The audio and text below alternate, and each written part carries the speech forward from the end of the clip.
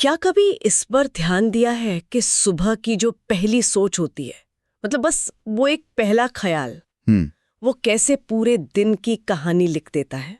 बिल्कुल। जैसे अगर आंख खुलते ही दिमाग में आया आज का दिन बहुत भारी होने वाला है, तो फिर सब कुछ, ट्रैफिक से लेकर छोटी छोटी बातें तक ज्यादा परेशान करने लगती हैं। बिल्कुल। और वहीं अगर सोचा आज कुछ अच्छा जरूर होगा, हाँ, तो कहीं ना कहीं से कोई अच्छी खबर या एक मुस्कान मिल ही जाती है। ये बिल्कुल सच है। और ये सिर्फ एक एहसास की बात नहीं है। आज हम जिस स्रोत पर बात कर रहे हैं, the architecture of inner thought, जी। उसमें एक बहुत ही दिलचस्प कॉन्सेप्ट है। लेखक उसे वैचारिक गूंज कहते हैं या थॉट एको। थॉट एको, ये दिलचस्प है। उनका तर्क है कि हमारी हर सोच, खासकर सुबह की पहली सोच, वो पूरे दिन हमारे न्यूरल पाथवे में गूंजती रहती है। तो ये सिर्फ अच्छा महसूस करने के बारे में नहीं है, ये एक्चुअली हमारे दिमाग के फिल्टर को बदलने के बारे में है। अच्छा, तो आज की हमारी ये जो गहरी चर्चा है वो इसी अदृश्य शक्ति पर है। हम the architecture of inner thought के कुछ अंशों को समझेंगे और हमारा मिशन बहुत सीधा है, ये समझना कि हमारी भीतरी दुनिया हमारी बाहरी दुनिया का निर्माण कैसे करती है। और ये सिर्फ सकारात्मक सोचने से कहीं ज्यादा गहरी बात है। हर सोच एक ईंट की तरह है जिसे हम अपने जीवन का ढांचा तैयार करते हैं। तो चलिए शुरू करते हैं। इस किताब में एक साधक की एक बहुत ही दिलचस्प कहानी है जो बिल्कुल इसी संघर्ष से गुजर रहा था। जी। तो कहानी एक साधक की है जो सत्य की खोज में था, रोज ध्यान करता था, पर मन था कि काबू में ही नहीं आता था। डर, शक, बेचैनी, बस यही सब विचार चलते रहते थे। जो हमें से ज्यादातर लोगों का अनुभव है ना। हम बाहर शांति खोजते हैं, लेकिन भीतर एक अलग ही शोर चलता रहता है। बिल्कुल।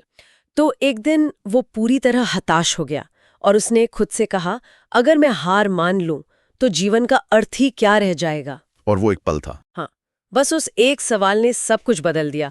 उसने फैसला किया कि अब वो परिस्थितियों से नहीं, अपनी सोच से लड़ेगा। और यहाँ सबसे आकर्षक बात यह है कि उसने बाहर कुछ नहीं बदला, ना अपनी जगह, ना गुरु, कुछ भी नहीं। कुछ नहीं। उसने बस भीतर एक विश्वास का बीज बोया। ये संघर्ष के प्रति हमारे नजरिए में एक बहुत बड़ा एक फंडामेंटल बदलाव है। हम अक्सर समस्या बाहर खोजते हैं, हाँ, हमेशा। जबकि समाधान का जो शुरुआती बिंदु है वो हमारे अंदर ही होता है। उसकी सबसे बड़ी सीख यही थी, शांति बाहर नहीं है, शक्ति बाहर नहीं है, जवाब बाहर नहीं है, सब कुछ भीतर है। और इसी कहानी से वो शक्तिशाली विचार निकलता है जो इस किताब का मतलब एक तरह से केंद्र है। हम जीवन से नहीं हारते, हम अपनी सोच से हारते हैं। हाँ, क्योंकि जिम्मेदारी पूरी तरह से हमारे ऊपर डाल देता है।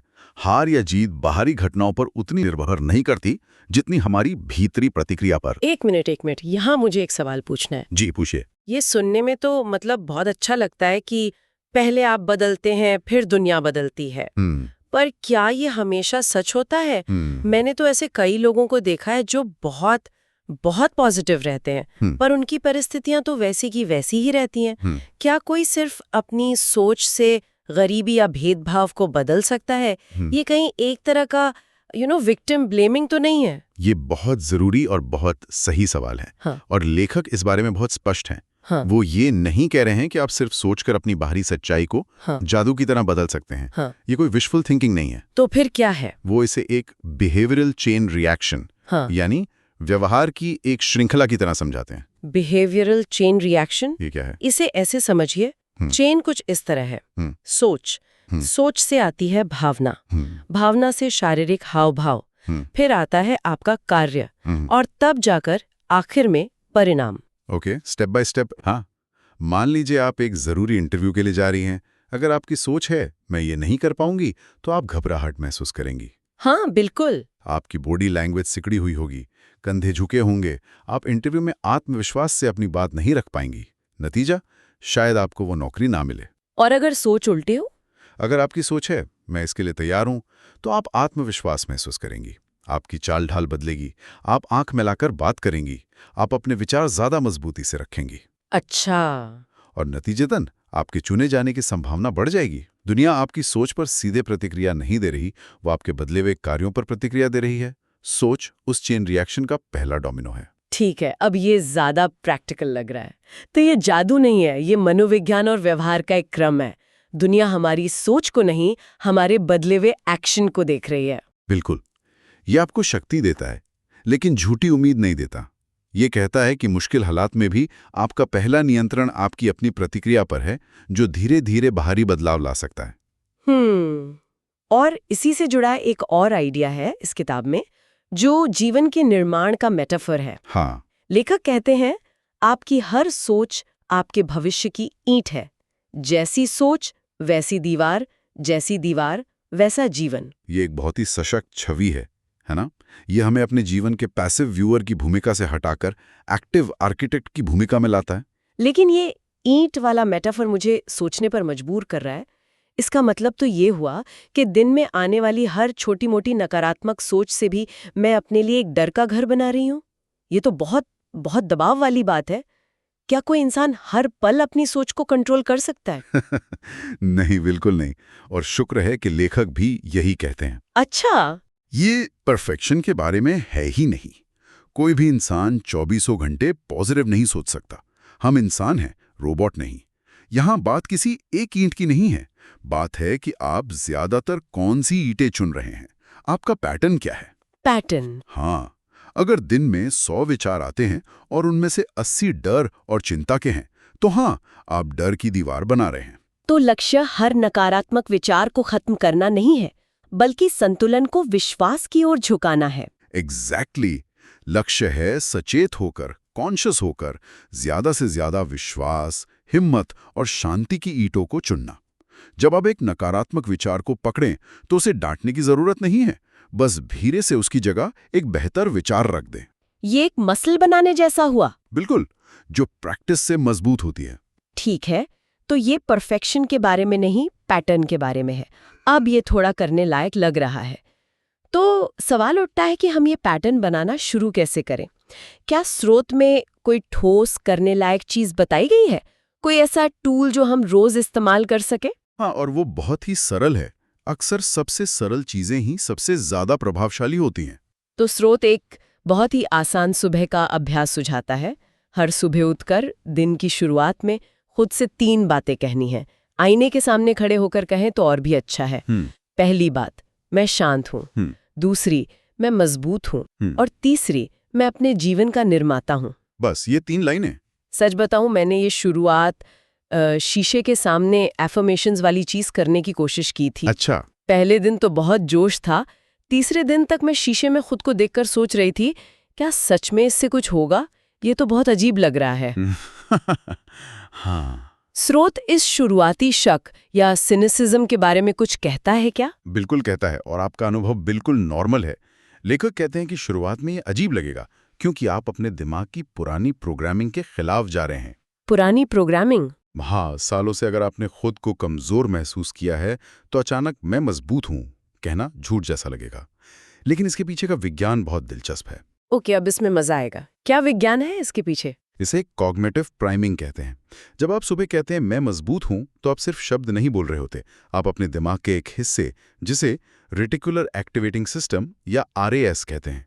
Reticular activating system? जी, आप उसे दिन भर मजबूती के सबूत खोजने का निर्देश दे रहे होते हैं। ये क्या चीज है?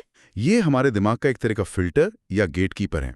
ये तय करता है कि लाखों सूचनाओं में से कौन सी सूचना हमारे चेतन मन तक पहुंचेगी। जैसे जब आप एक नई कार खरीदने की सोचते हैं। हाँ, तो अचानक वो कार हर जगह दिखने लगती है। बिल्कुल, कारें पहले भी थीं, पर अब आपका RAS उस सूचना के लिए प्रोग्राम हो गया है। वाह! तो जब मैं कहती हूँ मैं मजबूत हूँ, तो मैं अपने दिमाग के गेटकीपर को कह रही हूँ कि आज मुझे वो सारे सबूत दिखाओ जो ये साबित करते हैं कि मैं मजबूत हूँ। बिल्कुल। तो जब कोई चुनौती आती है तो आपका दिमाग समाधान पर ज्यादा ध्यान देता है, समस्या पर कम। जब कोई मुश्किल फैसला लेना होता है तो आपका दिमाग आपकी पिछली सफलताओं को याद करता है। तो ये जादू नहीं है, ये बस अपने दिमाग के फोकस को ट्रेन करना है। एग्जैक्टली। इसलिए शुरुआत में अजीब लगने के बावजूद इसे करते रहना जरूरी है, ताकि ये विचार धीरे धीरे आपके विश्वास प्रणाली, आपके बिलीफ सिस्टम का हिस्सा बन जाए। और किताब में बताया गया है कि इसके असर दिखने लगते हैं। आपकी चाल बदलती है, आंखों में चमक आती है, क्योंकि आप भीतर से खुद को अलग तरह से देखने लगती हैं। हाँ, क्योंकि जैसा हमने पहले बात की, आपके विश्वास आपके एक्शन को बदलते हैं और आपके एक्शन आपके नतीजों को बदलते हैं। ये एक साइकिल है। तो इस सब का क्या मतलब है? इस पूरी चर्चा का सार क्या है? मुझे लगता है कि सबसे बड़ा संदेश ये है कि हमें बाहर किसी चमत्कार का इंतजार नहीं करना है। हम्म। हमें खुद चमत्कार बनना है। और ये चमत्कार किसी जादुई शक्ति से नहीं, बल्कि अपनी सोच के पैटर्न को धीरे धीरे लगातार बदल कर होता है। बहुत खूब कहा। शक्ति हमारे अंदर ही है, हमें बस उसे पहचानना और इस्तेमाल करना है। हाँ, और जिस दिन हम अपनी सोच पर जीत पा लेते हैं, उस दिन दुनिया पर जीत पक्की हो जाती है। ये लड़ाई हथियारों से या दूसरों से नहीं है। नहीं। ये लड़ाई हमारे अपने मन के भीतर है। और चुनाव हमारा है कि हम खुद के खिलाफ खड़े होंगे या खुद के साथ। ये एक बहुत ही एम्पावरिंग विचार है। ये हमें हालात के शिकार की भूमिका से निकालकर हमारे जीवन के रचनाकार की भूमिका में लाता है। तो आज ही ये निर्णय लेने का दिन है कि अब मैं खुद के खिलाफ नहीं, खुद के साथ खड़ी रहूंगी। आज की इस चर्चा को मैं एक अंतिम विचार के साथ समाप्त करना चाहूंगा। जी। हमारी हर सोच एक ईंट है। तो ये सोचने वाली बात है कि आज इस क्षण में अपनी सोच से हम किस चीज का निर्माण कर रहे हैं। क्या हम डर से अपने और दूसरों के बीच एक दीवार बना रहे हैं? क्या हम हिम्मत से मुश्किलों को पार करने के लिए एक पुल बना रहे हैं? या फिर हम कृतज्ञता और शांति से अपने भीतर एक मंदिर बना रहे हैं?